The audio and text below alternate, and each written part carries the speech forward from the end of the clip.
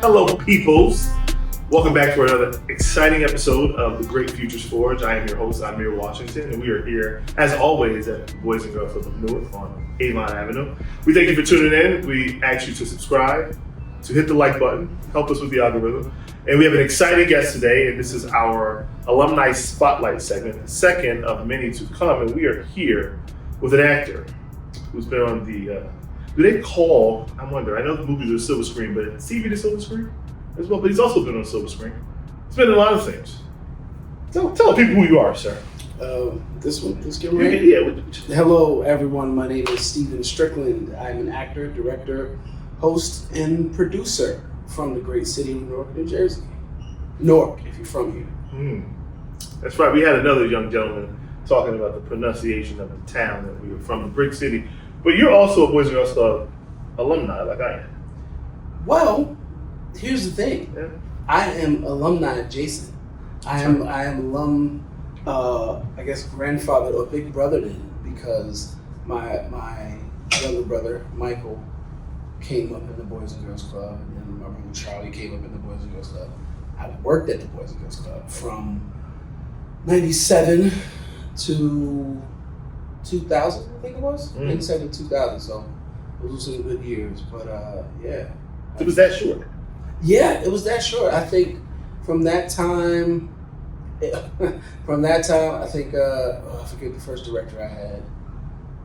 I forget the first director's name. Jackie Finch? He was the last director. He was the last director, yeah. Yeah, it was Jackie Finch, and then before they found him, I think it was Mr. Johnson. He was the interim. And I'm unfamiliar with Mr. Johnson. And then, Jackie Finch was my guy. Right, and then shout out to Jackie Finch. And then before that, it was, I forget his name, brown skinned gentleman, had a flat top. I forget. Strickland. No. But Strickland had a flat top. That's true. And ironically, as you brought that up, people thought I was his son because my name was Strickland, but when you say it fast, I guess it sounds like Strickland. So I'm Stephen Strickland, and it sounded like I was saying I'm Stephen Strickland, so they thought he was my dad. I was like, no, that's not my dad. But it's cool. Strickland was great, man. Good dude. So if you had to say your best experience at Boys and Girls Club, what would that be? Oh man, this is gonna sound selfish though. I was granted the opportunity to put on a fashion show there. It was a fashion show that I entitled Dangerous. I hired a DJ out of my own pocket. Shout out to DJ Jess. He's the DJ at the Apollo. Really? For like amateur night. He spins between, it warms up the crowd and spins. Saw him at an event at Rutgers. He was DJing. I was like, man, dope.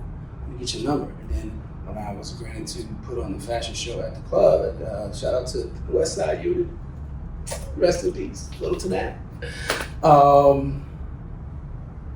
Yeah, brought him in, did a fashion show. I was actually like the halftime entertainment. This was around the time Usher had came back out. I performed as Usher, had some dancers in the background. You sang? Did I sing or did I lip sync? I think I did a little bit of both. I don't think I ever heard you sing before. I think I did a little bit of both. I'm a sometimes singer, But yeah, I mean, that was one of the greatest moments, putting on that show and having the girls pep squad. I choreographed a dance for them, and it was great. But other than that, the just being a positive role model for the kids at the Boys and Girls Club and the kids, the teens, and I see them now. That's where the greatness is. I'll say that's the greatest moment. Right. Seeing them now and them remembering me, or we remembering each other, and they remember things that I said to them, positive things that I said to them, and that they've taken with them in their lives. I'm like, yo, Steve, I always remember you being a great dude, man. You were someone we looked up to. You were fun. You weren't easy on us. You treated us with respect. You taught us respect and things like that. So just having an impact on people in general, but definitely at the Boys and Girls Club. I think that was my favorite job. I worked from 1 in the afternoon until 9 p.m. Right, I remember those days. Those were some good hours. It was some good hours. They weren't great though. Because like what I say is like you go in at once, so everybody in your life is at work while you're home. And then you go to work while everybody's kind of starting to wind their day down. And so, everybody, 5 o'clock, 6 o'clock, happy hour, you want to go out, you want to hang out. You're at work. True. You're hanging out with kids. True. You're doing programs, and then 9 o'clock, by that time, if it's Monday through Thursday, everybody's going home. So you're just going home. I feel you. That was my experience anyway. But you know what? I've always been a people person. And I growing up in the church, I was a junior deacon. So I always had younger people kind of like under me or responsible for younger people. I was also a teacher's assistant for preschool. So it really wasn't that bad for me. And some of the personality, excuse me, Mr. Mike, or Miss Mike, I don't know, it's 25. So many personalities that came through the Boys and Girls, and you probably still have it now, Everybody's different. Everybody has their own energy. And so bouncing off those different energies and having to bottle up some of those energies for later on in life or after they get out of the club, and let them not run free, but not be themselves, but just not be just running around all over the place at the club. We had things for you to do and things like that. So it was great for me. Yeah. I missed it when I What do you think it was like for your brothers? I know both of them. I came up with Mike, and then Charles was there, as a younger guy when I was an adult working. What do you think it did for them? I think it was pretty cool. I think it was pretty cool for them. I don't think we really talked about it. You know what? We really didn't have to talk about it because I would see them, so I could kind of like see what was going on. But I guess when we did talk about it, it seemed like it was had a positive effect on them, in that moment. As cliche as it is, it's the positive place for kids. So we try to instill positive things in them. They've learned some things. Yeah. I like to think they've learned some things. And then, later on, my mom, she started to work there too. So it was like a family affair. That's my girl. You know what I mean? She worked with me at the Broadway unit in the North Ward, and then she took over my position when I went and ran a school-based setting. Okay. So if you had to, I guess, sum it up for your family, what would you say the Boys and Girls Club meant to you guys collectively as a group? A great place to be. A great place to be when you're not at home, because we all like to have I like to think that we all like to have an impact on people because we're people. And we know that from this time frame to this time frame, we're in charge, not in charge, but we're kind of monitoring. And we are, I'm just using charge because I can't think of another word right now. We are in charge of people's lives from age 6 to like 17. Right. Like I said, with all those different personalities, we had the opportunity to just be with them and be big brothers or a big sister or a mother figure, or, for people that may have had it, but not have positive ones. It was like a getaway from, some people didn't want to go home. Right. And when you learn that, it's like, man, what is going on at home? So this needed to be a home away from home. I'm getting emotional about it right now. All right, now look, we got some tissues back there somewhere. The Boys and Girls Club was a home away from home for people, and to see them now, and they say, Boys and Girls Club saved my life. I could have been out ripping and running the streets, but I wasn't, because I was in the club. I was in the recreation room. I was in Smart Rooms. I was in Keystone Club. I was in recreation in the gym, computers with Sancho, and then later on LeVar Nelson. It was just great to hear, because like you said, 9 o'clock, people go 7 to 9, people are going home. Right. 7 to 9, 5, not even that. Right after you get out of school till 9 o'clock is that prime time where a lot of violence would happen. That's right. So we like, come to the club. Come to the club. Don't get caught up running in the wrong circles, because you could be an innocent bystander. And I don't mean just, dying. I mean just getting caught up by cops, because I'm standing next to you. You're doing something wrong, and I'm standing here doing my homework or something, or on the phone. Well, not even phone. They didn't really, well, they did have cell phones back then. But I'm over here doing something, talking to somebody, but because I'm in close proximity to you, I get snatched up too. So it's like, come to the club and be away from that. And it was great, because we got to help a lot of people, So, yeah. I mean, you said something very telling because 3 p.m. to 6 p.m. statistically is where most kids get in trouble. Right. And, as kids get older and they're staying out longer, that 6 to 9 p.m. time becomes critical. But again, right, 3 to 6 is when parents are still in work. Mm-hmm. So if you're a latchkey kid like many of us were and they're able to kind of roam the streets, they have choices they can make. And we walked to the club, and we were here from 3 to 9. And a lot of things that happened outside, we weren't always around or privy to until we got back home. So when you think about that and you think about the people that were here, I want to talk about Ms. Banks specifically first. I don't talk about her. You know what I'm talking about? I love Ms. Banks. I love you, Ms. Banks. Cowboys for life. Yeah, are you a Cowboys fan? Yes. I think I knew that, Yes. but I don't remember that. I didn't internalize that the way I do her. I thought that's why you were the blue. You know it's coming. But that's everybody's misconception. My favorite color is blue. Oh, mine too. Black and blue is my Great favorite. blue.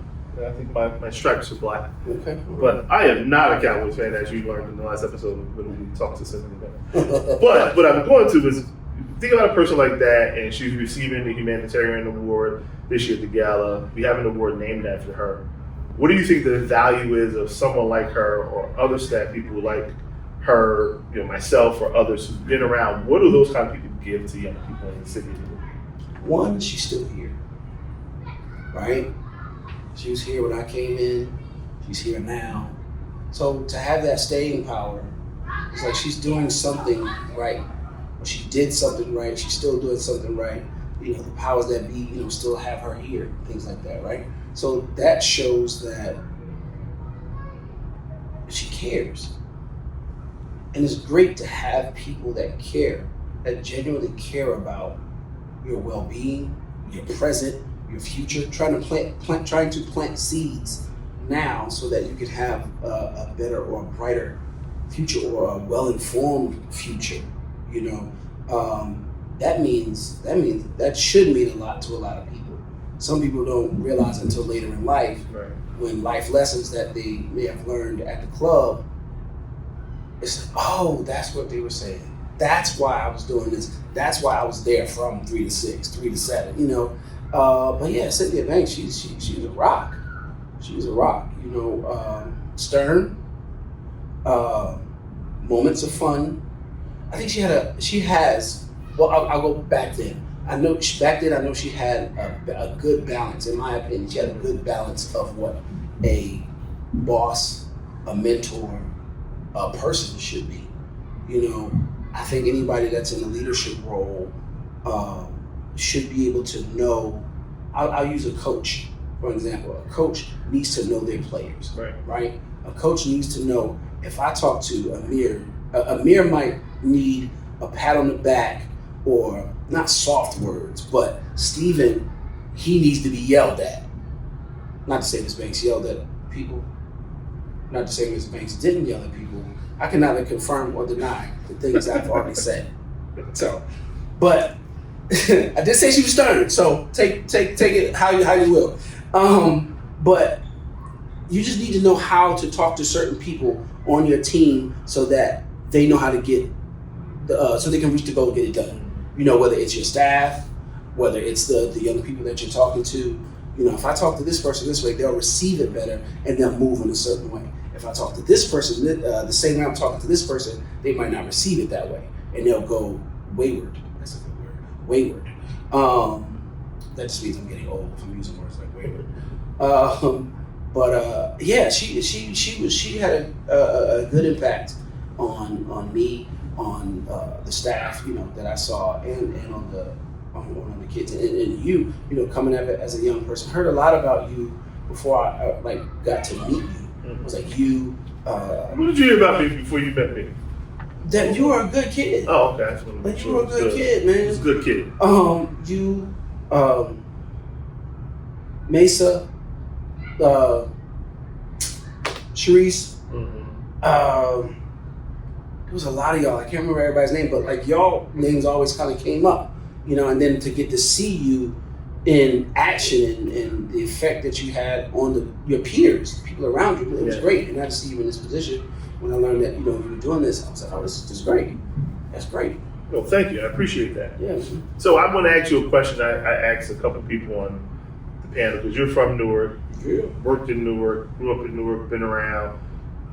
in and out of the city and doing the things you're doing, if you had a magic wand to fix a problem, to change people's lives for the better tomorrow, what would it be?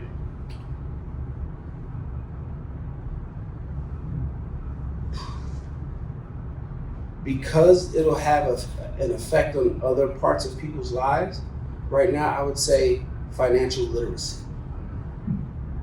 Yeah, if people were more financial literacy, financial consciousness, because I know a lot of people, including myself, have trouble saving money for later on in life. Everybody wants to live in the now. I gotta have this now, I gotta have this now, I gotta do this now, and not really preparing for the future. And then you have people that are living check to check, and people that are living one check away from homelessness or whatever. Yeah. I think if people were taught, instead of just saying you better save your money, and taught why it's important to save your money, why it's important to work together in community, because we've lived, and sometimes we still live in a crab in a barrel type of thing, right? And they say money is the root of all evil, but money can be the root of happiness too. Right. So I would say financial literacy. People learning how to save their money, how to budget, how to invest, and investments. I want to get into investments. This year, find the right things to invest. Investments, that will make money over time. Because you got to not just think about yourself. If you plan to have children, if you plan to have a family, right, you should be thinking about these things. What is your legacy? What will you leave behind? Will you leave your children in debt, or will you leave them in a comfortable position for them to build on what they have or don't have?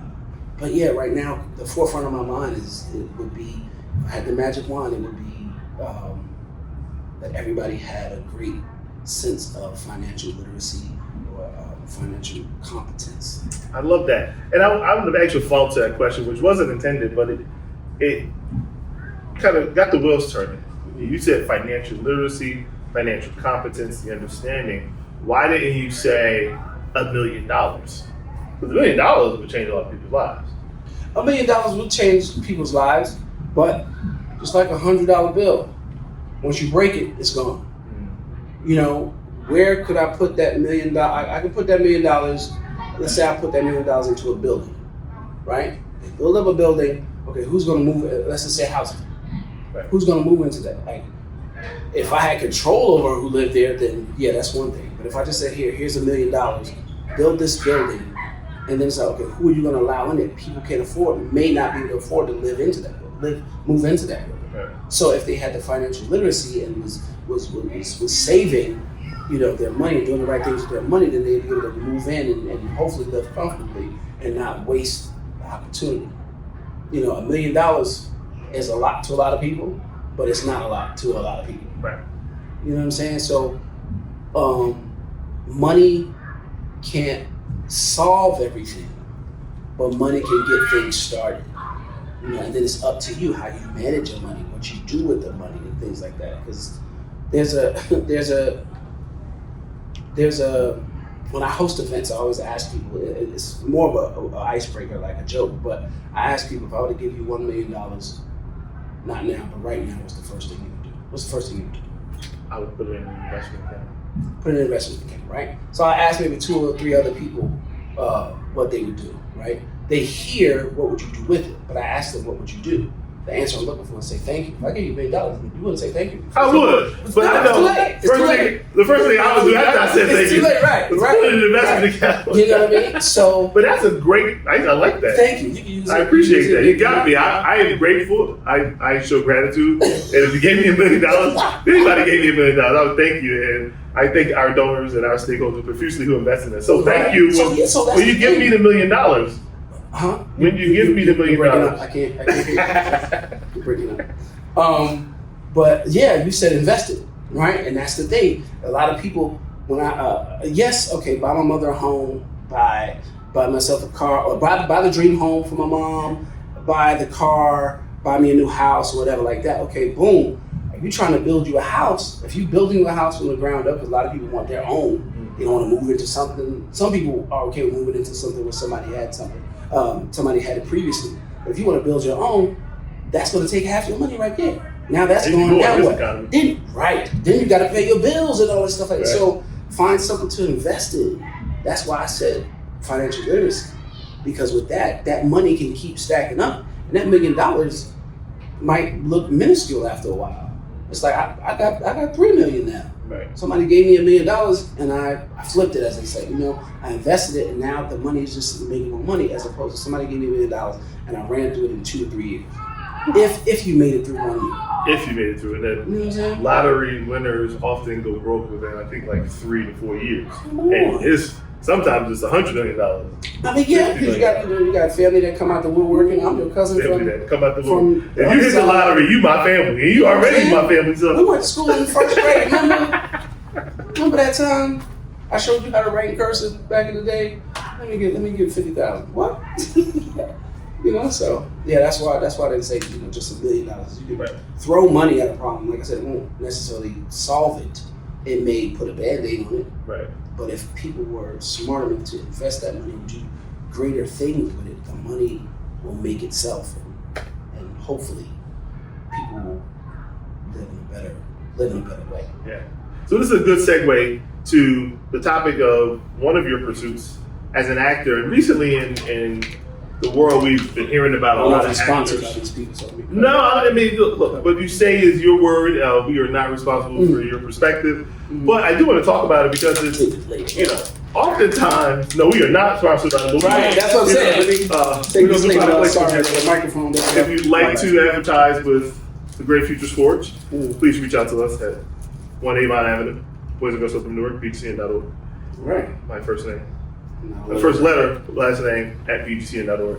And we'll get you set up, and maybe you can have your product here. But that's not why we're here. We're here to talk about something that you can talk about, which is finances in relation to actors, actresses, etc. Because one of the things we always hear about is the starving artist, right? We think about that person as working at a restaurant, making tips, and then spending their time going to pursue this thing.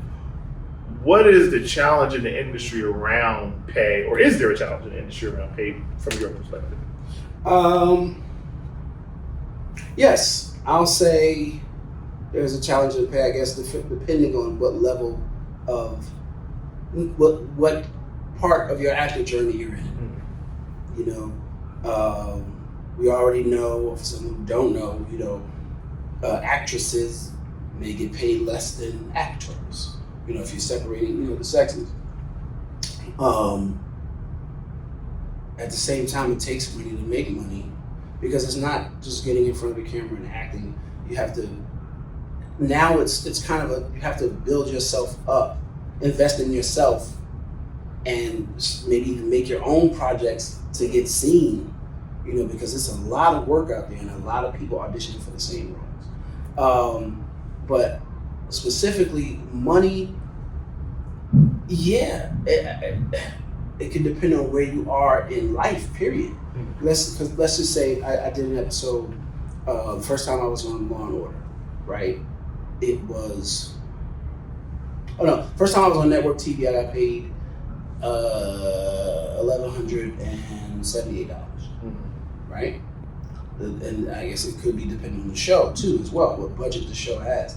But that was 2018. I think that was my first speaking role in 2018 on a show called The Village. It didn't last long, it lasted one season. I think it was a good show. Anyway, on Law & Order, I got paid $1,250 for the day, for being on the set. It's different, different budgets, but you look at like $1,250, okay, cool, I made $1,250, okay. My rent is XYZ, so okay, that check can go to rent. It's not like I can, if you want to save it, save some of it, pay your tithes, whatever, whatever it is, you do with it. But, that's rent, so it's gone now. Because I worked that one episode so that I could pay my rent. And there's people that live like that. That's why you have to, but a lot of people do the waiting tables and things like that, bartender and things like that. They have side hustles. And it depends on what you want to do with your acting career. if you want to, the longevity, it's a lot of rejection. It's a lot of waiting. For some people, it's a lot of waiting between gigs. So you gotta do something. A lot of people quit their jobs to do it, but it's not as constant as they would like it to be. And it's like, okay, well, I gotta go back to work. Like myself, I just started a new job, back in January because the network gigs were, far and in between. Right. So money is important, and it's not it doesn't necessarily solve all your problems. It just helps you out. You just got to be savvy and do the right things with your money. I don't know if there's that. No, that answers the question. I didn't think I had a follow-up question to that. So there's, and I don't want to talk about any specific actor or actress about what's happening in the industry and in the news media, because again, we hear things, we see what we see, we read what we read. Right. But your perspective sounds like there's an expectation that you ought to have something to support what you're doing while you're becoming an actor if you haven't hit a certain level. But even folks who hit a certain level feel like the pay isn't appropriate for the talent or what they've accomplished. Is that valid from your perspective if it were you, or is it a misconception based on some of the factors you mentioned, like budget size, what the studio is doing or the ownership of the studio is choosing to do in reference to that, or maybe that project wasn't as successful as it seemed? Right. Yes. Two things. Okay. One, highest paid male actor, right, makes this. Highest paid female actress makes this.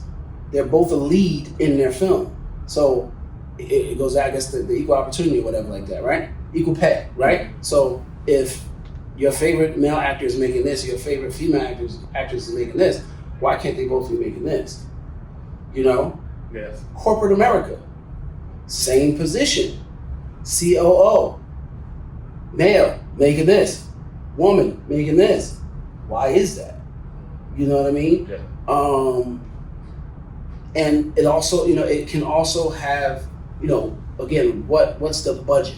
Is it a major motion picture, or is it going to streaming services? You know what I mean? So it's like, I haven't made it to that level where I can see a contract where it's like, okay, I'm gonna make this much money up front and I'm gonna get points off of views, or every time somebody goes to the movie theater to see this, I'm getting money off of each ticket, and things like that. That could be a thing too, because some people might like, hey, I might make more money if I take this low pay and get more in the end, the residuals, or get money in the back end. And then some people are like, no, I need to make all this in one lump sum, and then don't worry about what happens afterwards. Like one of my I think the best stories is Jason Weaver. I don't know if you heard his story. He did the voice of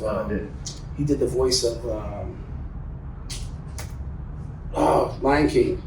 The old one. The original. The original. I was a kid when that came out, and I never looked up. Right. So, and I couldn't even tell you this sad, and it's a shame because my wife could tell you because she's all into who the celebrities are that play the roles. But the kid that played Michael Jackson was the voice of Simba. Simba, that's it. Yes. And is that his name? Yes, Jason Weaver. See, I knew it because you were here, but and he played Michael Jackson in the Michael Jackson the American Dream. Yeah, right. Yes. And what was funny was my wife told me stories. I didn't notice that his mother had the wherewithal. That's what I was going to. Well, you tell it. No, go ahead. So his mother had the wherewithal to think about, right, Disney's a big deal, right? Even today, and they're having challenges with stuff. And we talk about Disney a lot because of one of our other club members who's a fanatic. We'll have him on in a couple of weeks. But his mother was like, no, I want to set this up where he gets paid all the time from the royalties of the song and all these things. I don't want a whole bunch of money up front. I want him to get paid forever. And from what I understand, he's been able to live a very comfortable life because of that. And that movie was massive, right? I mean, I'm sure it's my kids today, and they're 2 or 3 years old, Hakuna Matata all the way. It's a wonderful phrase. It's a wonderful phrase. I want to ask you another follow-up question to this, because the other thing I think, and I'm a nerd in a lot of ways, where I think about, right, obviously I'm running the business, it's a nonprofit, but how the money works, how things go. How much do you think someone's image or brand or the perception of how people feel about them plays into how much they get paid as opposed to the talent? Are there more talented people being paid less more often than, say, someone who's just a massive figure and they're going to get paid a lot because they're this person? Can you rephrase the question? So repeat the question. I'll rephrase it. Yeah. So someone, let's say somebody who is a presence, a brand in themselves, is that driving their pay or is the talent driving it? And do you? Oh, okay. Like what's driving? Because I think that's probably a part of this. So there's a lot of talented people that aren't on, right? Like I know a lot of talented actors who could be killing the game, but because certain people have a brand, like you said, a brand or a face or whatever, or followers, they're in front. That's like me going out for a role up against Busta Rhymes, right? Or any rapper. I'm just going to edit that out. Any rapper, right? Because there was a time where, I don't think they're still doing it, where actors who've gone to school for this, they went to performing arts schools, they went to college, they did all this stuff, acting, blah, blah, blah, and then a rapper comes and just gets a role, and it's like, hey, this person is just a rapper, you know? But I think it was John Strickland who said sometimes raw talent, you should balance out your film with raw talent and people who are, you know, trained and all this good stuff. But yeah, that has an influence because we live in a world where a lot of things are microwavable. It's real quick, right? And you got people that's like, okay, well, I'm going to get my, what was it? It was Vine first, and then, you know, Instagram and IG, right. And I'm getting these videos up, do these funny videos or informative, motivational videos, and you're getting all these followers. Then it's like, okay, well, if Steven has 5,000 followers and Amir has 10,000 followers, that means the probability of your viewers watching this film, if I put you in it, is greater than you. Right, you know, right. If they're going by numbers, because a lot of them go by numbers. Yeah. Well, some of them will go by numbers. They want to say, okay, who is this?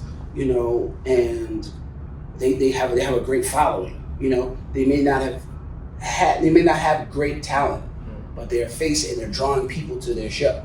You know, and things like that. And it sucks sometimes for actors. You know, I've gone out for roles. I've coached other actors who would be great in these parts, and then you look at the show and you see that they cast a named person. You know, and it's tough. You know, but yeah, that does have a say. You know, sometimes if you have a brand and how many people, you know, are following, like Snoop, he's a brand.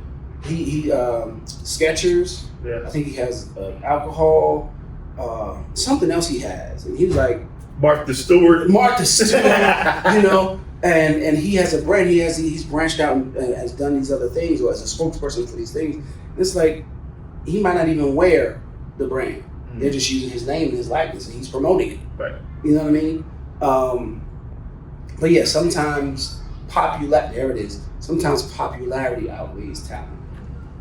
So I want to rewind and ask you a question, because I remember, you know, and I don't know how old I was. I know I was an adult by this time, and I don't know if you were already into acting and doing things or not. But I remember going to a show in Harlem, and you know, I love films, I love television and things, and we were in this little theater, and there was like a Yamaha piano in the middle. That was a free advertising. You're welcome, Yamaha. But there was a Yamaha piano in the middle, and there was somebody playing it, and it was kind of a musical in a sense, but you were acting, and that was the first time, like, I was like, oh, like. You said in Harlem? Yeah. I think it was in Harlem. It was in New York somewhere. I think it was Harlem. But it was ages ago. And that's kind of when I knew that you were an actor and you were pursuing this thing. What made you get into it, and do you see yourself as an actor's actor, a thespian, like someone who studies the craft and right isn't necessarily let's get into that. Like, how did you get into this field? I didn't want to be an actor in the beginning. I wanted to be a professional football player. Amy Smith is my favorite, football player. But I I've always had the bug, as they say. I've always had an inkling about it. You know, from preschool. The first play I can remember doing was in the first grade, and I was the lead of the Easter play. The major scene was me walking with my girlfriend who was played by Kiana Fulcher. Where are you, girl? Call him Kiana. Right? Hit him on Instagram. You know what I'm saying? The major scene was us walking down the street, and there was these 3 dancing eggs, right? It was my man Charles Archer, Sean Reed, and Ifatiah Jones. And they're walking down the street, and this was 80s, you know, so breakdancing was huge, you know. And in the scene, I get to show off my dancing skills, and I battled them. I won, and then, you know, my girl, she loved me, da-da-da-da. At the end, we sang, I think we did We Are the World at that one. Really? Yes, I think I did. I just listened to that a few days ago. I think I did that. I didn't realize how many powerhouses were really in that. Like, when I was a kid, like, I knew, like, it was like Jackson, Diana Ross, and Lionel Richie, but when I look back and, like, really watching videos, you know, you're a kid, you're half paying attention to stuff, and you just know Michael Jackson, because he was such a huge star at the time, but it was like everybody was in it. Yeah, and they recorded or did live performances, and some different people had the leads. So it was very interesting to see that. Yeah, if you haven't, watch the documentary on how they put it together. I think I did see that, but it's worth a rewatch, I think. And so that's one of my favorite songs, especially the bridge. Ironically, fast forward, let me get back to your question. Fast forward to the short film I did called Waterfront, and I'm reading the script, and in the scene, my family sings the bridge of We Are the World, and that's my favorite part of the song. So I was like, oh, I'm in, I'm doing it. Yeah. Anyway, so did that, and everybody stood up, got a standing ovation, round of applause. I was like, oh, this feels good. Wasn't even thinking about that. I guess that was the seed being planted. And I had always done plays in church and school and community, you know, theater. That's considered, you know, community theater. And it wasn't until high school, about to graduate high school, and looking for a college to go to, and this college, Wagner College in Staten Island, go Seahawks. I didn't stay, but the coach came to recruit me because, you know, playing football, 1AA football, and I'm looking, because back then I was like, okay, communications. Everybody was saying I'm a major in communications. I was like, all right, communications. I don't know what it is, but I'm gonna do that.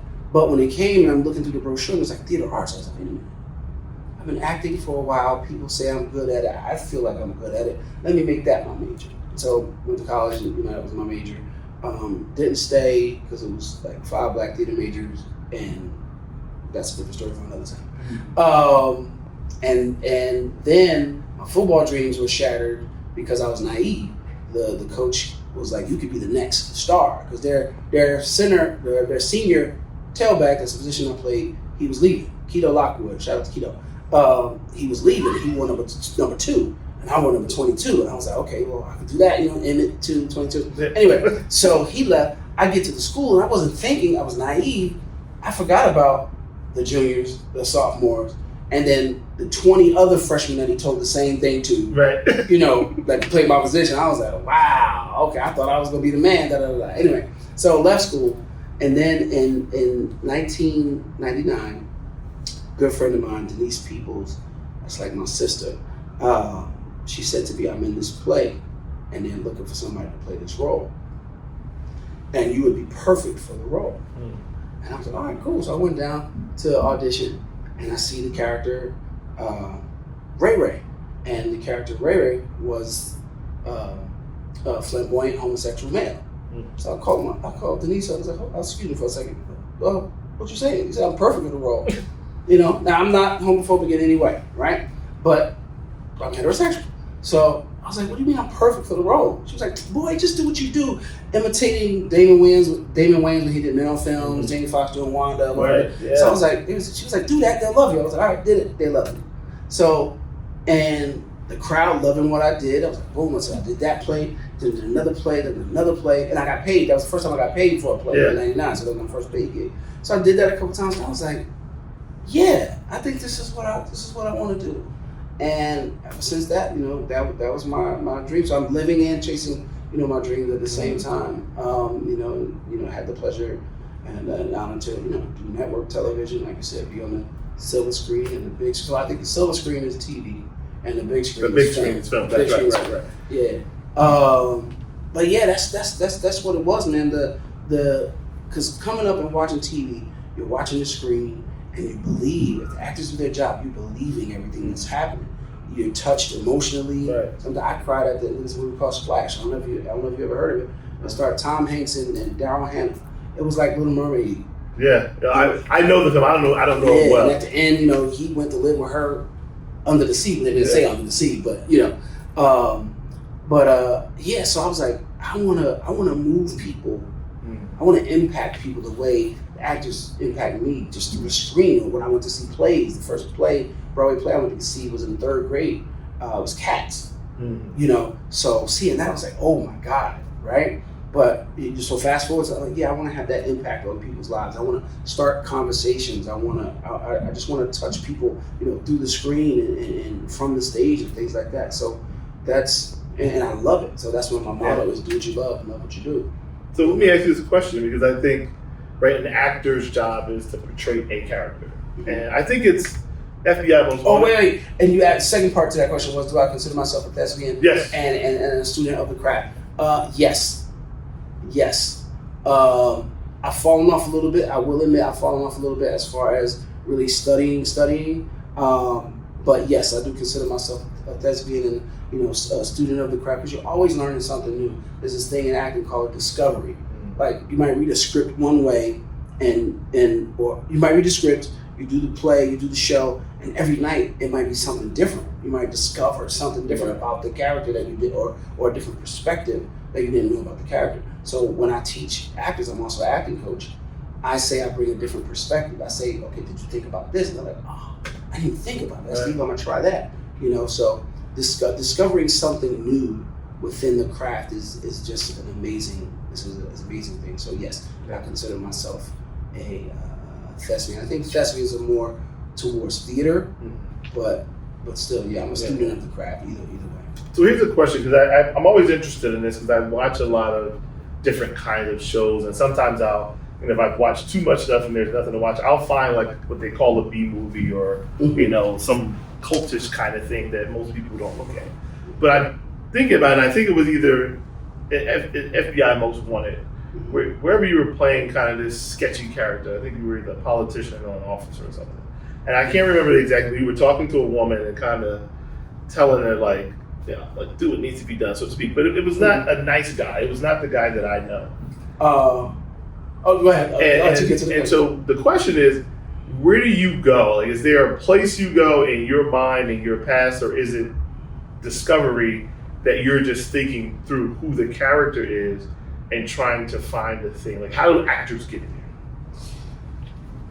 And then I have a follow-up to that. A lot of actors have different techniques. If you've been formally trained, there's different methods and different techniques that you're coached into tapping into. At the core of it, we're all human beings. The characters that we're playing, though fictional, they're human beings as well. So one of the first things I like to do is try to find the connection that I might have with this character. And if I can't find the connection, then you gotta kind of create the connection. So, and as you go on as an actor, you learn that these casting directors, they want to see you as that person. Sometimes a lot of us think we need to be somebody else, totally somebody else. That's not us. But they want to see what you would bring to this character, you yourself. So I find that connection between myself and the character, and then this is the base of what's called the Meisner technique, living in the moment. It's a call and response. It's a reaction. Acting is a reaction. If you say something, I need to listen to you, let it resonate and affect me, and then I respond based on what and how you said it.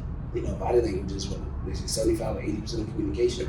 You can say stuff with your body that your mouth isn't saying. Right. So if I'm paying attention to everything, I'm not just paying attention to what you said, I'm how you said it, and how you're sitting and how you move and stuff like that. So I try to find that connection with the character. Have I been through what this character has been through? Do I know somebody, or have I been close to what this character is going through? So sometimes that connection is easy, right? And because at the end of the day, we watch these shows because we believe it, and it looks, aside from the fantasy stuff, that's not. Yeah. But they make it look so natural on TV. And that's where it can come from a real place. So why right? Because you can tell the difference, right? You watch, and sometimes the program is fine to watch and enjoy as entertainment. Mm-hmm. But when acting is done well, from casting up and down to the actual acting itself, you stop thinking about seeing Denzel or Robert De Niro or Al Pacino, or whoever you're watching, and you're only actually seeing that character, and you're so immersed in the material that you think it's real in a sense, right? Inherently that thing.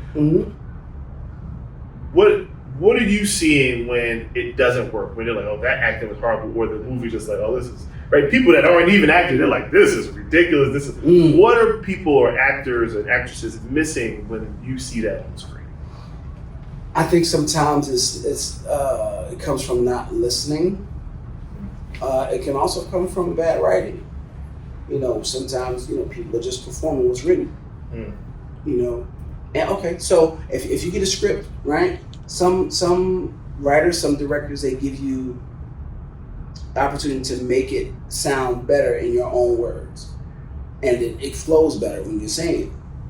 Some writers and directors are strict, say what's on the paper, and if this character isn't a universal character, let's just say a white writer wrote this story, they had in their mind that it was a white person, right? But the casting director cast somebody black. A black person's experience might be different. Well, not might be, is different than a white person's experience. Right. So a black person's perspective would be different on how you might say or move about this scene throughout the story. But then you have people that say it like it is. It's like, okay, I'm gonna say it like it is now. I know it's gonna come across bad. Right. Is that Denzel's? It's not color, it's culture, kind of playing out in the way you're describing it. Yes. That interview he talked about. Right. Which I thought was remarkable for him to say that, because Martin Scorsese could probably make any kind of film and he wanted to, and it would be a good film, an okay film, a great film, probably. Yeah. And I think the other one was Steven Spielberg. Okay. Could have made that essentially could make Schindler's List, etc. So why would a director or whoever, the person who wrote the script maybe, or whoever owns it, not allow the actor to make it better, in a sense? Because writers, they write, this is their story. It's like, this is what I wrote, this is how I see it, this is how it should be done. When you write something, and if you're not directing it, right, you write it, you give it to the director. And then the director has a vision, then you hire these actors. And then the actors it's like, it should be a collaborative effort. Okay. In my opinion, it shouldn't just be one way, because then the actor doesn't have room to discover, doesn't have room to play. We humans, we have different feelings, emotions, thoughts, pains, or whatever, and people just think how they think. Like when you're writing something, you're hearing your voice writing it out, right? Yeah. One of my favorite scenes in a movie was not Hard to Kill. That's Steve Seagal. Time to Kill. With Matthew McConaughey and Samuel L. Jackson. People say Samuel L. People say Samuel. They forget the L. Right. They forget the L. It's 2 L's. Anyway. When his closing statement, he tells that story of a girl being tied to a tree and all these things being done. He's like, close your eyes and imagine, and he tells the story. And then he says, now imagine this girl is white.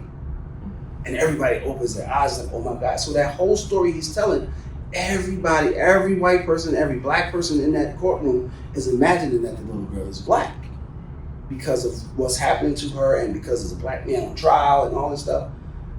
People write I think if people wrote, and that's the thing, going back to pay and things like that, there are roles that can be, if you wrote it with a male in mind, it could be done by a woman. Mm-hmm. You know, people write what they see and what they know. Right. You know from the Black experience, so 9 times out of 10 you might write from the Black experience. If writers can write universal, that would be great. Everything's not black and white. No, but I want to ask you this question because you bring up an interesting frame of thought, because what often happens in Hollywood is, and there's a lot of, let's say, ethnically based pieces. So one being the Moana cartoon film, another being Gods of Egypt and things of this nature. And all these different things, we hear things about cultural appropriation and who should be wearing braids and who shouldn't. You said who should be wearing braids? Braids in their hair, Gotcha. Right? Something that was recently on social media, and it's like we hear the term cultural appropriation. Why is Elizabeth Taylor playing Cleopatra? Right. So, to what degree should filmmakers, television show writers, producers, directors stick to what people's expectations are of an ethnic background, whether ancient or present time, or should people be comfortable with the creative license of the artistic expression of this particular item that's being released? In a perfect world, people should be okay with creative license, right? At the same time, again, people are going to write what they want to write, and there's a lane for everything. Some people just write this. This is my lane. I'm not going to write this because I don't know this. And this person over here, I'm not going to write that because I don't know that. If you can write somewhere in the middle where both parties can, or the multiple ethnic groups can relate or whatever, that's great. It's not a perfect world. So people are going to, when people find themselves not represented in films, you hear the story of Black women not seeing themselves in films. Okay, so I gotta write a film where Black woman is the story, da da da da da. There's people are drawn to when they see themselves. Right. People that you look up to. A great thing to watch if you haven't watched already is number 1 on the call sheet. It's a 2-episode thing on Apple TV. Okay. Where you have some of the top male Black actors, and in one episode, then some of the top, Black female actors. Yeah. And they kind of get into that, like Black women, even Black men, they want to see themselves represented on TV and film. You got Latinos that want to, or Latinx or whatever the terms are now, who want to see themselves represented. And if you don't see yourself represented, it's like, okay, well, I got to write this movie, right? Write this project. So yeah, in a perfect world, it would be great if people were okay with creative license. Like people being mad that Captain America's Black now. Right. People were mad that Michael B. Jordan, Johnny Storm was Black. People were mad that is it Haley? One of the sisters, the Black Mermaid. Oh yes. Black Ariel. Like, no, keep it. Yeah. Keep it white. That's what it is. But everything is not black and white. Yeah. And there's a lane. So if there's something that you don't want to watch, don't watch. Right. There's like Tyler Perry says, he has a lane. He has a following. He's going to write for that following. People may bash him for the things that he writes. But it's like I have these viewers. I have these followers. They follow me so much that I bought some land and I have my own studio now. Yeah. So they can say what they want. It was an interesting, perspective to hear him, because you hear a lot of the noise and people's perspective, because people are talking about him and because he's a big figure. But it was interesting to hear that. But I do want to roll back to you a little bit. And one of the things, so one of our famous club members is Michael B. Jordan. He's, grew up here in Newark with the school in Newark Arts High. He always comes back to Newark and shows love when he's doing a new film and does a premiere here in Newark, which is great. Yeah, but you ain't show up for the Sinners one, man. I was ready. I'm sorry. We can't dash. No, I love Mike. I love everything that he does, man. We were ready for you to come to Newark. I was ready on the red carpet. I was ready for my, because I did the red carpet hosting. I was representing the Newark International Film Festival, and we was waiting for Michael B. Jordan to come through so I could chop it up, have my questions ready for him. And he didn't come. But I love you, dog. I'm about to go see Sinners again when it comes out on Friday. I got to see it at the sneak preview. But I'm going to go see it whenever this airs. I'm going to see it. It probably airs after it comes out. But I'm going to see it again. Yeah. Anyway, I'm sorry. Love you, Mike. Love you, Mike. But I remember seeing him. I didn't know him at the time. I'm a little older than him. I'm not gonna state my age right now. Mm-hmm. But when he was on The Wire, and I learned that he was from Newark and the club member, I was like so excited about it. And I had the same kind of feeling, but I really knew you because I knew your family. I grew up with your brother here at the club. When I saw you on Law and Order, and I'm like, Steve done made it. But I think, and this is my assumption, when you get a role on something as long-standing and well-known as Law and Order, what's that feeling like as an actor? As an actor, it's great because that's quote-unquote the holy grail for a New York actor is to be on Law and Order. Really? Right? And as a person, it was just amazing because it's what I prayed for. Specifically, what I prayed for, to be in a scene with Stabler where we have some type of back and forth. A small stealth unit will infiltrate the building via this utility maintenance culvert. The SOC doesn't have surveillance on the sub-basement level. Our assumption is that Wheatley hasn't installed his own. Wheatley's anticipated anything that you just thought of. These culverts are part of a completely separate grid that he won't have access to. We consider the risk low to tolerable. What are your thoughts, Sergeant Bell? I agree with my colleague. And man, I don't know if you have time for the story, but Let me check. Yeah. So to answer I got time. You got time? I got time. Man, try not to cry. All right. So when the You got show, any tissue back here? when the show was on, it gets me emotional every time I tell the story. So when the show was on, when it came out in 97, 99, I forget. I'm a fan, but I forget when it started. Doesn't matter.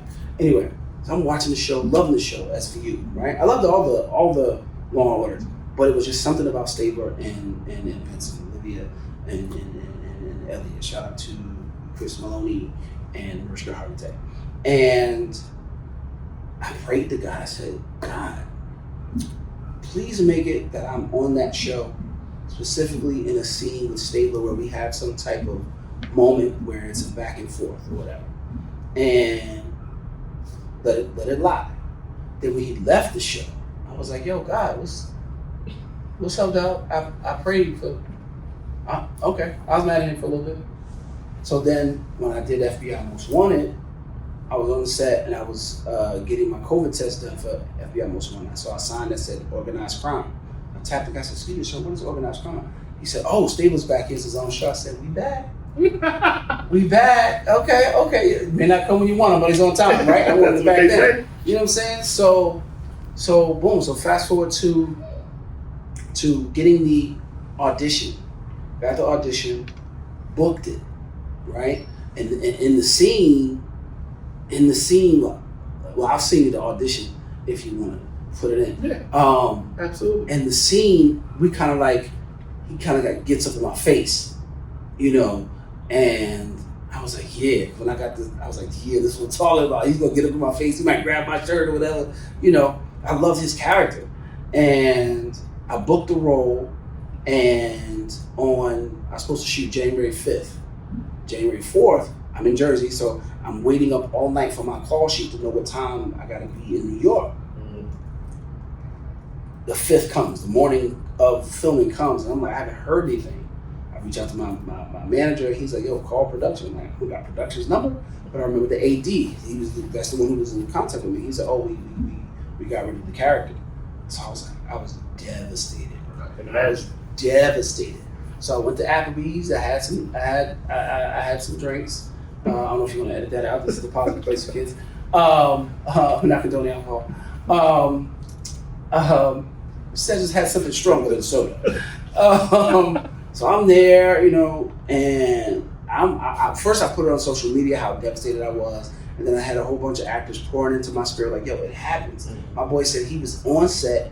Shout out to Derek Bernard. He said, I like to shout out people. Touch my life. He said he was in costume, in wardrobe, on the way to go film his scene. They tapped him on the shoulder like, you know what? We cut that character. I was like, that's worse. on set, getting ready to go do it. But anyway, so everybody You kept still got saying, paid though, right? I think so. Let's hope so. Everybody kept saying the same thing. Something bigger and better is coming. Something bigger and better is coming. I talked to my boys in Detroit, Antoine and Malachi, and they was like, "Man, something bigger and better is gonna come." So it was supposed to be one day on set, right? We were on FaceTime, and then I was done. Put the phone down. 3 minutes later, my phone vibrated. It was my manager saying, "Hey, they want to know your availability for the next episode." I was like, "Yes, be back." I was like, I am available. So remember when I talked about how I got paid $12.50 for, it would have been $12.50 for one day. They said something bigger and better is coming. It's going to be a double portion. I was like, okay. So it was 2 days on set. So that was, $2,500. Right? And so that was great. So, and then to be asked back to do the big crossover episode with Law and Order, Organized Crime, and what's the other one? So SVU, Law and Order. Oh, that's right, because the regular one came back. Right. Law and Order and Organized Crime. That was great. I got paid for 5 days. They had me on hold. But anyway, to go back to your question, that was great because again, it's God showing Himself, that He listens. Yeah. That He listens. So it was great to be on such a prestigious show that's in season. A franchise. Let me talk about the franchise. Because the longest running show is Law and Order. That's season 25, 26 or something like that. I lost count. There's so many Law and Order shows. And I don't know what's on TV. I barely get to watch TV as often as I'd like to. And I got little kids now, so I watch a lot of Disney films. So it was just such a great feeling because that episode is going to come around at some point again because you have all these Law and Order marathons and things like that. But to be on that set with those actors who had been doing this for so long, and you looked up to them, you watched their work, you admired their work, and you said, one day I'm going to be working alongside of you. And it happens. It's such a great feeling. That's how it feels personally and as an actor. It's like, you want to be on the big shows, right. And there's so many platforms now. All these streaming services, you got the Aspire, you got the BET Plus, and that comes from not seeing yourself, certain stories not being told. So I'm gonna go create this network so people can write just for this network, and all these type of stories are over here. And that's why there's a lane for everything. If you're tired of watching these type of shows because it's quote unquote cookie cutter and it's the same thing every episode or whatever, come on over here. Was it like a Death Row? If you don't want your producer to be all up in the videos, come on over to Death Row. But and that's the great thing about it, man. There's so many avenues, that you can go. But yeah, as an actor, that's a great thing to be on a big show where millions of people are watching. Theater is a different thing. It's like if you're there, you're there. Right. You had to be there to experience. If you're on the stage and you're performing for this group of people, they have a different experience than the people that watching, the millions of people that are watching the screen. Right, so it's great. It's a different energy. But yeah, man, that Law and Order thing, that's a great thing. Here's another actor's question, because I think you touched on it a little Thanks bit. for listening to my story. No, absolutely, and I think it's a great story. But I also think it kind of segues into kind of where I'm going with this question, because I think about pursuit of whatever you're going to pursue, whether it's sports, whether it's acting, whether it's business, whatever. For you personally, having seen both sides of, that pursuit, right? Being, let's say, a starving artist, working up towards this, and I'm going to call it a break, right? Because probably 90%, 99% of actors never get to that point. Right? So, and you've mentioned, like I still have a day job. So you're not an actor for life, but I think about people like Bokeem Woodbine. And the reason I say that is because, and I know his name, but there are tons of actors and actresses who you see and you're like, oh, that's them from that. But they're always working. They always have a role. They're always in something. For you, are you interested in being someone who finally gets their big, massive break? And I'm thinking like, what's his name from Harry Potter? And I forget his name. The guy who played Harry Potter.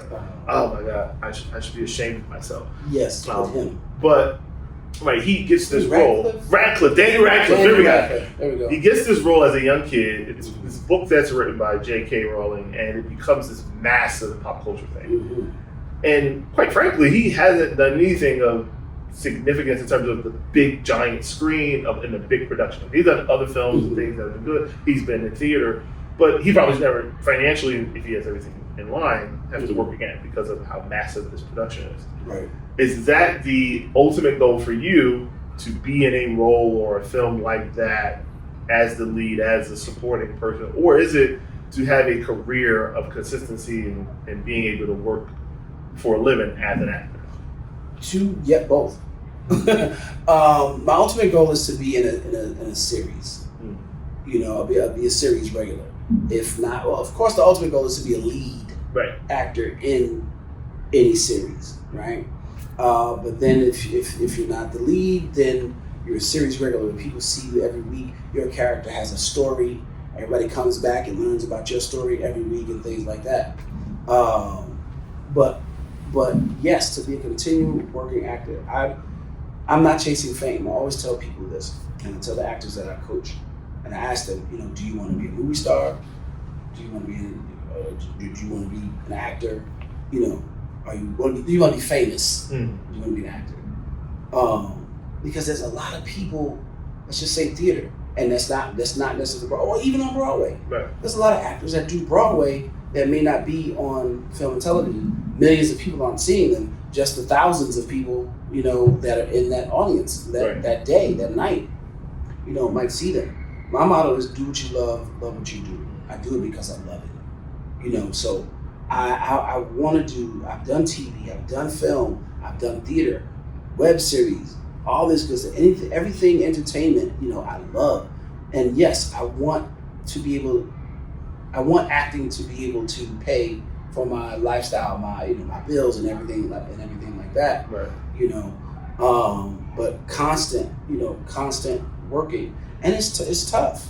It's tough, like you said. A-listers, they have long spans of not working. Right. When they come back, it's like, oh, I think Denzel said, he was talking about not having an Instagram account and things like that. Make people wait for you. You don't want them to see you all the time. So when a movie comes out, it's like, oh, you know, you want them to wonder, what is Denzel doing now? Oh, he got a movie coming out, great. Right. You know, it's kind of tough now, I think. Yeah, it's difficult because of the way the world is moving. Everybody wants to share and everybody wants to be seen, and I don't think there's anything wrong with that. That's how you kind of move forward. People don't see you, they're not gonna know, you know, who you are. Right. He had his time, but it comes from another time. He didn't come in an era where he's not required to do social media because he's in Washington. Right. But a young guy who's 15, 16, 17, you have to kind of build this brand recognition to be marketable. Like you gotta get people to come out and see your stuff. I gotta post this flyer. Right. Come see me in this show. Come listen to me on this podcast. Come do this and do that. You know, you have to promote yourself. Yeah. Back then you didn't have to necessarily promote yourself. The work you did spoke for you. Yeah. You know, he's been leading almost the whole time. Because people like Denzel. The only thing he wasn't necessarily the lead in was when he was on St. Elsewhere. He was on a TV show.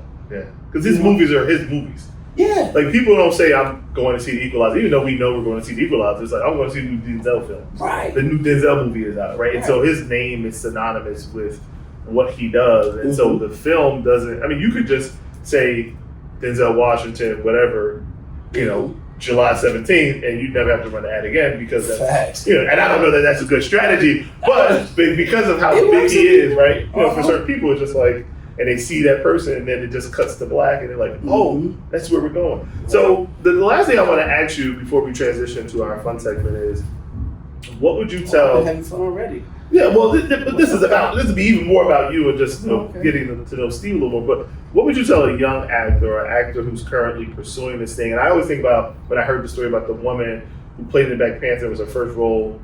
She's 90 years old. Yeah.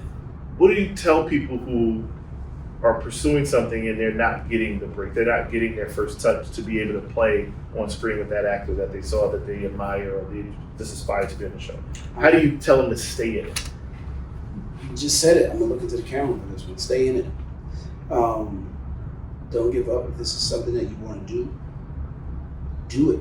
Put yourself in a position to do it. If you hear, as cliche as it might sound, there's 99 no's, but it's that one yes. right? If you love it, you keep working at it. If write some stuff, shoot your own stuff, be in it, have footage, because that's what's happening now. It's like you go to a job and they ask for your resume, right? A lot of people don't get hired just because of their resume. They want you to come in for an in-person interview because they want to get to know you, right? So you can have your resume on Actors Access, Casting Networks, Backstage, but now you have to have a visual representation of you. You can say, I've done all these projects, but now they want to see what you look like on camera. Can you act? If you're good, not if you're good, but can you act? Can you hold the attention and things like that? But anyway, I would say learn the business, because it's more than just acting. There's a business, like you said. You got to build your brand. Get yourself in front of people that have a say and make the decisions, or get to know somebody that knows somebody that knows somebody. But just patience, as weird as it may seem, patience is something that you really need to have. If it's your goal, if it's something that you love, you're gonna do everything in your power. You should do everything in your power to reach that goal. I know a lot of people that want to give up, and you hear this all the time. Just when you're about to give up is when the thing happens, for you. It's like, okay, well, if I say I'm gonna give up today, I'm just gonna fake like I'm giving up because I know tomorrow something's gonna happen. It doesn't work like that. If whatever you subscribe to, whether it's God, universe, whatever you pray to, whatever you put your trust, your faith in, I subscribe to God. Have faith that it'll happen. However, put work behind your faith. It says faith, scripture says faith without works is dead. So it can't just be, I'm an actor, somebody come hire me. It has to be, I'm an actor, I want to get better at my craft, I'm going to go take some classes here, I'm going to watch these movies. If you can't take classes, I'm going to watch these movies. And a lot of people have done it, copy other actors, and things like that. We're always learning from other actors. Everybody wants to be able to cry one tear, like Denzel or Angela Bassett. Everybody, not everybody, a lot of people want to have snot bubbles, like Viola Davis. And it's not just talent all the time. It's work. People putting work in, going to class and writing films where you don't see yourself represented, to get yourself out there and put yourself out there. Let people know, let the world know, let the universe know, let God know that you're an actor and that you want to do this. But you can't just sit around and wait for people to give you opportunities. A lot of people do that. You have to create opportunities for yourself. Put yourself out there so that people will know, hey, I'm here, I'm an actor, I'm talented, I want to be on this, with you. And everybody's journey is different. Right. Everybody's journey is different. You can follow certain blueprints, but this worked for this person. What works for you? You don't know until you do. You don't know until you try it. Like I forget the actor's name, who was in Equalizer 2, was it 3? The one that painted. He was also in. Oh, I know you're talking about.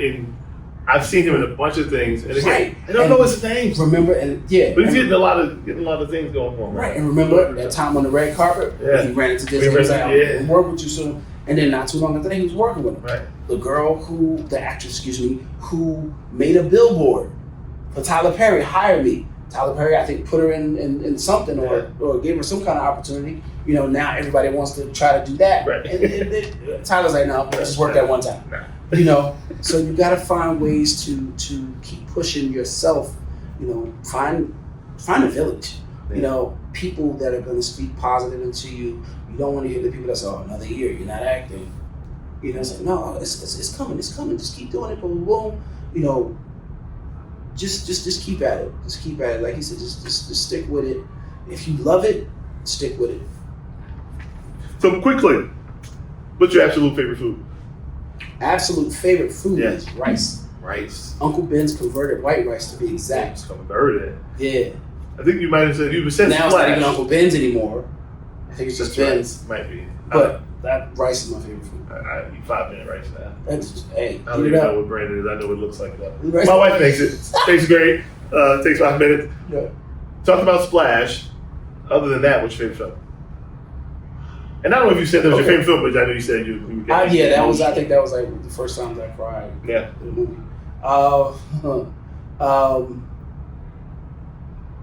My favorite film Yes. is Grease. No. Favorite TV show? Of all time or now? Of all time. Your favorite, if you couldn't watch any other show in the world Cosby at Show. all, The The Cosby Cosby Show. Okay. Favorite guilty pleasure when it's time to have a snack? Oh. Chocolate cake. Chocolate cake, just like Miss Banks. Chocolate cake. Pepsi or Coca-Cola?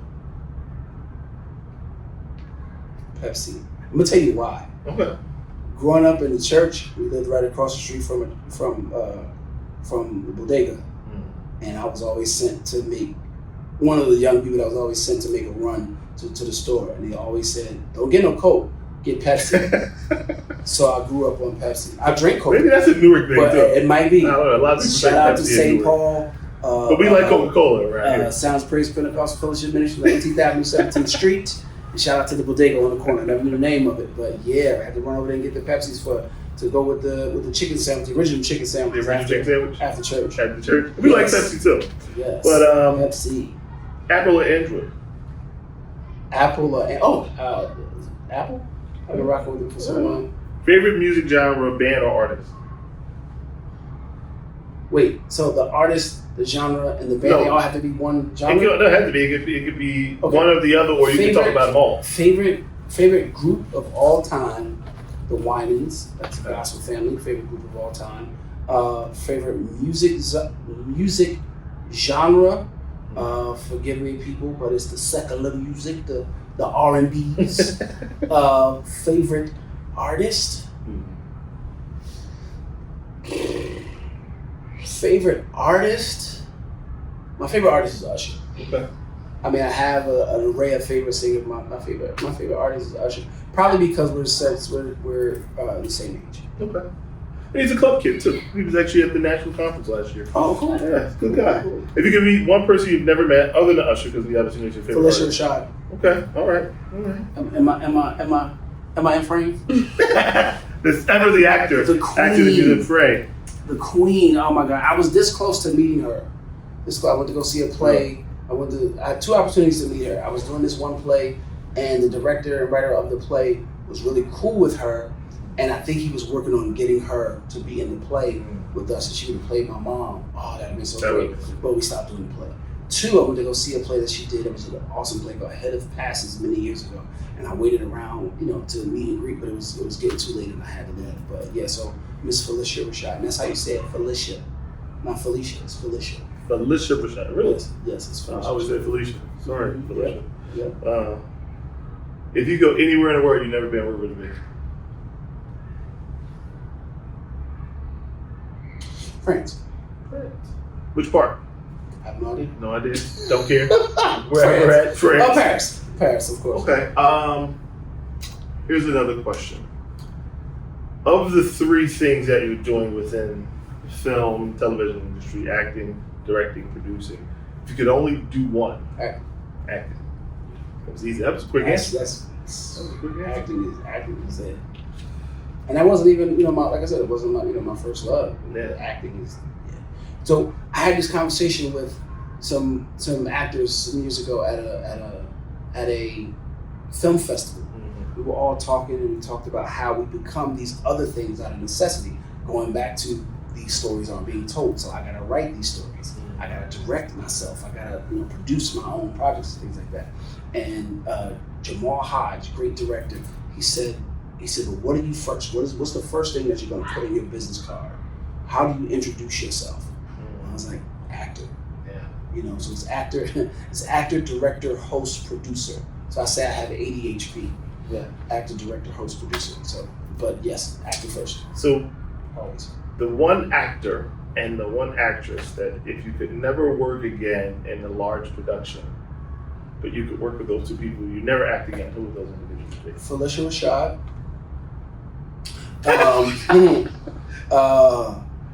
And let me tell you why Felicia Rashad. because, like I said, my favorite show is Cosby Show. She reminded me so much of my mother at times, and that show. I can see that. That show, right? You know my mom. Yeah. So that show, if you paid attention to it, showed us their relationship between Claire and Cliff. Showed us how to love. Showed us how to be sentimental. You know, how he would remember stuff from back in the day, get her those little gifts that she didn't remember, And the way they loved on each other and loved their kids and disciplined their kids and things like that, it was just great. It was not just that it was black love, it was love, period. You know, so yes, and she just has an aura, a presence, a regalness about her. Yes. That I agree with you want that to kind of rub off on you. Like again, she touched you through the screen. So Phylicia Rashad and first answer honestly would be Denzel. It's Denzel. It's first answer. But it's more, I want to lean more towards Jamie Foxx. Okay. Because I think we're kind of like kindred spirits. Yeah. He sings, he's a great host, he's a comedian, he's a great actor. You know, he's multi-talented, and I consider myself to be multi-talented. And so Denzel would hit the Jamie. Jamie and Denzel in the same film. The facts. And we get it done. Facts. That's a friend of mine asked me. She asked me what was my perfect day. I think I was watching something else, but she asked me what would my perfect day be, what my perfect movie be. My perfect day would be, waking up and going to set and doing a movie with Denzel and with Jamie Foxx and Phylicia Rashad and I forgot her name. Oh shoot! He said it. Viola Davis. Viola, yeah. But anyway, thank you for coming out. Oh, man. Appreciate the time. Thank you. I thank you all for watching and listening. Hope you young actors and actresses who are pursuing something learn something about what the pursuit is. Life isn't perfect. Everything's not fair. But your big break is waiting for you right behind the feeling of this is not going to happen for me. And a lot of people think that way, and it's a natural feeling, but push past it. You can accomplish anything if you believe in yourself. And there's a testament sitting right next to us, a person that I know and many people that you know will one day succeed at something that you would have never thought you'd see them do that. But be kind to yourself, be confident. I'd like to thank everybody for watching and spending some time with us. Smash the like button. Please do subscribe. Algorithm. Thank you again. We'll see you again on Great Futures Forward.